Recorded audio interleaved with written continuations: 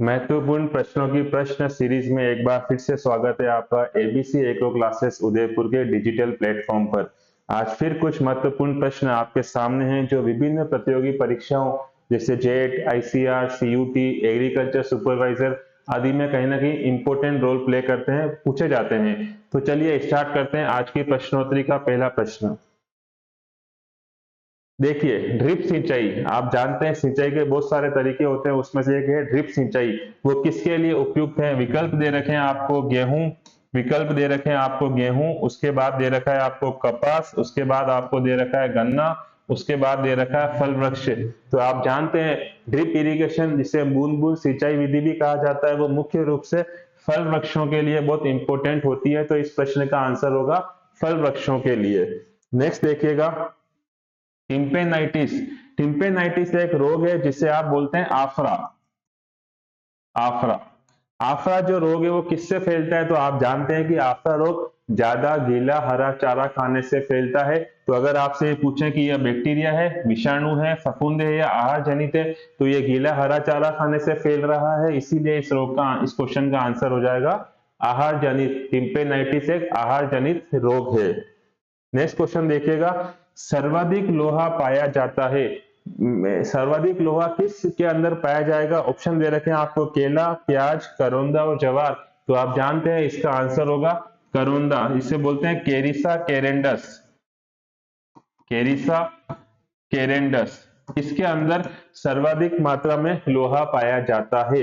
Next देखिएगा, चयापचयी रोग, जो मैंने अभी बताया कि जो आहार से होने वाले रोग होते हैं, एक सूक्ष्म जीवों से होने वाले रोग होते हैं, एक आहार से। तो आहार से होने वाले जो रोग है जिसे हम बोलते हैं चयापचयी रोग, तो इन चारों में से कौन सा चयापचयी रोग का उदाहरण है? एफएमडी, एचएस, मिल्क फीवर या कोई नहीं? तो आप जानते हैं मिल्क फीवर होता है कैल्शियम की कमी से। इस कारण से हम इसका आंसर क्या बताएंगे? मिल्क फीवर ऐसा रोग है जो चयापचयी रोग की श्रेणी में जाएगा इन चार विकल्पों में से। नेक्स्ट देखिएगा, चारा फसल का राजा कौन है? किंग ऑफ फोडर किसे कहा जाता है? बरसीम, ल्यूसन, रिचका और सभी। तो आप याद रखिएगा, राजा कहा जाता है बरसीम को और रानी कहा जाता है ल्यूसन को। तो ये दोनों क्वेश्चन बहुत इंपॉर्टेंट है। फोडर क्रॉप्स का राजा किसे कहा जाता है? तो आपका आंसर हो जाएगा बरसीम। रानी किसे कहा जाता है? तो आपका आंसर हो जाएगा ल्यूसन। नेक्स्ट देखिएगा, नाबार्ड एक बैंक है जिसे नाम दिया जाता है, अगर नाम पूछे आप इसका एग्जैक्ट नाम है राष्ट्रीय कृषि एवं ग्रामीण विकास बैंक।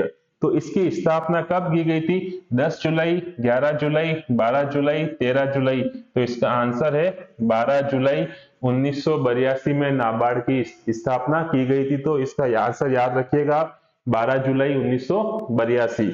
नेक्स्ट देखिएगा, कैस्टर, जिसे आप अरंडी बोलते हो, अरंडी का वानस्पतिक नाम क्या है? आपको ऑप्शन दे रखे हैं एरेकिस hypogaea, Ricinus communis, Helianthus species या कोई नहीं। तो आप जानते हैं एरेकिस हाइपोजिया जो नाम है वो तो है मूंगफली का, हेलियंथस नाम है सूरजमुखी का,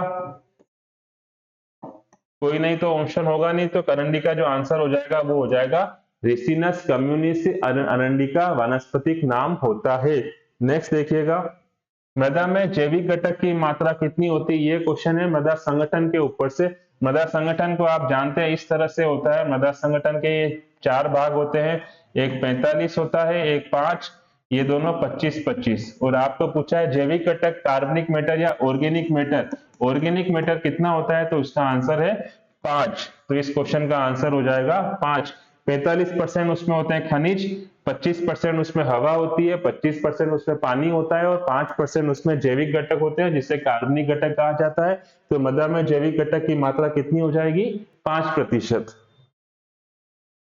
चिक टीथ कहा जाता है, आपने दांतों के प्रकार पढ़े होंगे, 4 तरह के दांत होते हैं, आई, सी, पीएम और एम। इन चारों में से चिक टीथ किसे कहा जाता है? तो चिक टीथ हम बोलते हैं अग्र दाढ़ और दाढ़ दोनों को मिला के। तो इस क्वेश्चन का जो आंसर है वो हो जाएगा पीएम प्लस एम, याद रखिएगा आप। नेक्स्ट देखिएगा, पुसा स्नोबॉल एक किस्म है, पुसा स्नोबॉल किसकी किस्म है? विकल्प दे रखे हैं गोभी, मूली, प्याज या चना। तो याद रखिएगा पुसा स्नोबॉल किसकी किस्म है? गोभी की। नेक्स्ट देखिएगा, क्लोरोसिस नामक रोग क्लोरोसिस एक रोग होता है पौधे के अंदर, वो किसकी कमी से फैलता है, तो वो फैलता है मैग्नीज की कमी से। तो आप याद रखिएगा क्लोरोसिस नामक रोग किसके कारण से फैलता है, मैग्नीज के कारण से। नेक्स्ट देखिएगा, मृदा विहीन खेती को क्या कहा जाता है, पेडोलॉजी, हाइड्रोपोनिक्स, पेडोटर्बेशन या सभी। तो हम जानते हैं पेडोलॉजी में तो मृदा का अध्ययन करते हैं, हाइड्रोपोनिक्स पेडोटर्बेशन का मतलब होता है मृदा को मिश्रित करना, और मृदा विहीन खेती जो होती है उसे क्या नाम दिया जाता है, उसे बोलते हैं हाइड्रोपोनिक्स। तो इस क्वेश्चन का आंसर हो जाएगा मृदा विहीन खेती को क्या कहा जाता है, हाइड्रोपोनिक्स। नेक्स्ट देखिएगा, प्रोटीन की कमी से होने वाला रोग बताइए। तो ऑप्शन दे रखे हैं आपको, मिल्क फीवर, स्कर्वी, क्वांशियोकोर या कोई नहीं। मिल्क फीवर आप जानते हो कैल्शियम की कमी से होता है, स्कर्वी होता है विटामिन सी की कमी से। तो इस क्वेश्चन का जो आंसर हो जाएगा, उसका आंसर का नाम है क्वांशियोकोर। प्रोटीन की कमी से होने वाला रोग क्या कहलाता है, क्वांशियोकोर रोग कहलाता है। नेक्स्ट देखिएगा, दूध में न्यूनतम एसएनएफ की मात्रा कितनी होनी चाहिए। एसएनएफ का मतलब होता है solid not fat, solid not fat, वसा रहित ठोस। तो याद रखिएगा दूध में न्यूनतम एसएनएफ की जो मात्रा है वो होनी चाहिए 8.5%। तभी आप उसे दूध बोलोगे जब उसमें वसा रहित ठोस की मात्रा कितनी होगी, 8.5% होगी। नेक्स्ट देखिएगा, टीजेड, टीजेड टेस्ट होता है, उसका उपयोग किस में किया जाता है, किस काम के लिए, जीवन क्षमता के लिए, जनन क्षमता के लिए, शुद्धता के लिए या कोई नहीं। तो टी टेस्ट का अगर आपको थोड़ा सा आइडिया हो, टी टेस्ट में केमिकल का उपयोग करते हैं 2,3,5 ट्राइफेनाइल टेट्राजोलियम क्लोराइड या ब्रोमाइड। उसका जो हम उपयोग करते हैं वो करते हैं बीजों की जीवन क्षमता प्राप्त कर पता लगाने के लिए। बीज के सैंपल को 24 घंटे तक इस केमिकल में डुबोकर रखा जाता है। अगर उसके जो किनारे हैं वो गुलाबी हो जाते हैं, इसका मतलब है वो जीवित है, जिसमें जीवन क्षमता उपस्थित है। उसी टेस्ट का नाम है टी टेस्ट, जिसे एक नाम और दिया गया है टेट्राजोलियम परीक्षण। याद रखिएगा टेट्राजोलियम परीक्षण। तो इस क्वेश्चन का आंसर होगा जीवन क्षमता। तो प्रश्नोत्तरी की इस सीरीज में आज के लिए क्वेश्चन थे वो अगर आपको समझ में आए हो तो आप इस वीडियो को लाइक और सब्सक्राइब कर लीजिएगा, जिससे आगे जो प्रश्नों की सीरीज आने वाली है जो विभिन्न कॉम्पिटिटिव एग्जाम के लिए बहुत इंपॉर्टेंट सिद्ध होगी आपके लिए, आपको रेगुलर मिलती रहेगी। जुड़े रहिए आपके अपने एबीसी एग्रो क्लासेस उदयपुर परिवार के साथ। धन्यवाद।